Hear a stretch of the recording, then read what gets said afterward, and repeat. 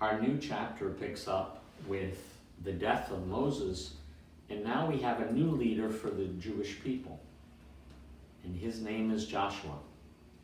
Joshua is a very righteous man who wants Israel to experience God's love and his covenantal relationship with them. Because God knows that the temptation is going to be there to give in to the pagan influences of the people around them. And that's exactly what happens.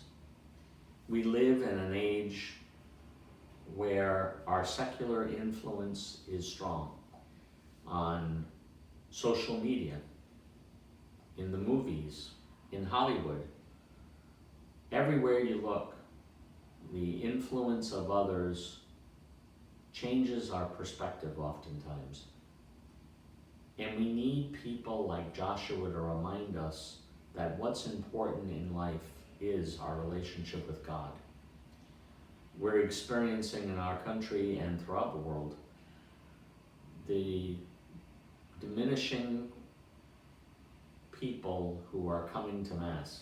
The numbers are trending down. And we have to ask ourselves why that's happening.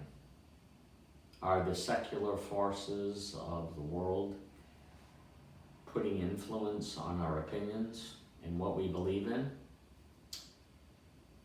Or are we going to remain steadfast to our relationship with God and faith?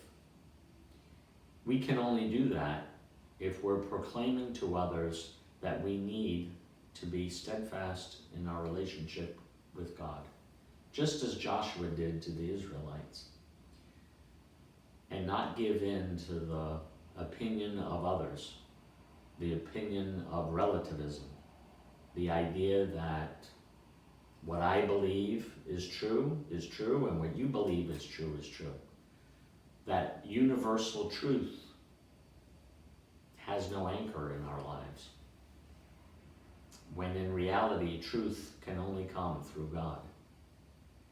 May we be steadfast in knowing that if we stay close to God and have faith in Him, that our world will be much different for the better.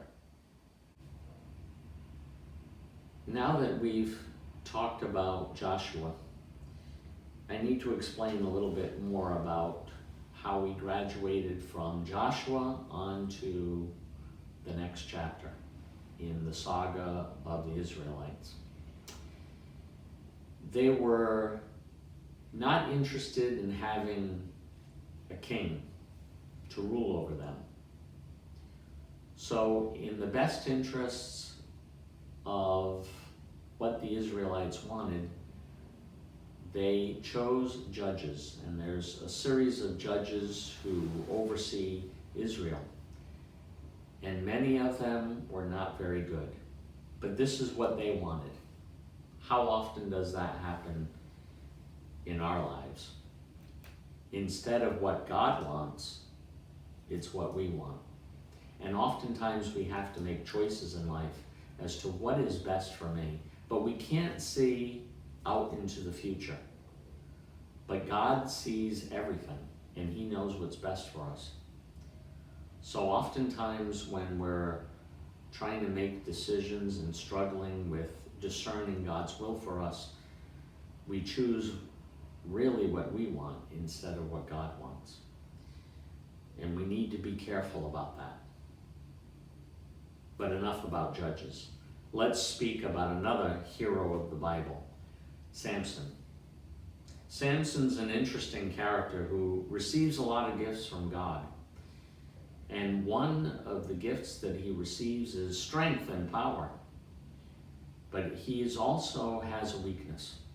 And his weakness is his own desires of lust, of power. And so that will be his undoing. The famous story of Samson and Delilah is the story of all of us when we're tempted by using God's gifts, the gifts that God gives us, the gifts that are unique to us, And we use them not for the purpose of glorifying God, but ourselves. Delilah deceives Samson and has his hair cut, which gives him his strength. Now this story on the surface sounds very strange, but it's the story of all of us, of how we receive the God's gifts, whether it be intelligence or our attractiveness or our personality, and we use it, instead of doing good and glorifying God and others, we use it for our own self-interest. How many times have we done that in our lives, in the places that we work, in our families, with our relationship with our friends? How many times do we do that for helping lift up our own egos or ourselves? Samson fell under that same trap. Even though these books of the Bible are written hundreds of years before Christ, Deuteronomy, which was written in the 7th century BC, we can still see the pattern of human history even today, 2 millennia later. We are all the same. We all fall into the same desires. And it's our own desires and self-interests and our own way of building ourselves up that gets us caught up in power and wealth. Perhaps we need to examine our own lives and see what gifts God has given us and use those for the benefit of others and for the glorification of God.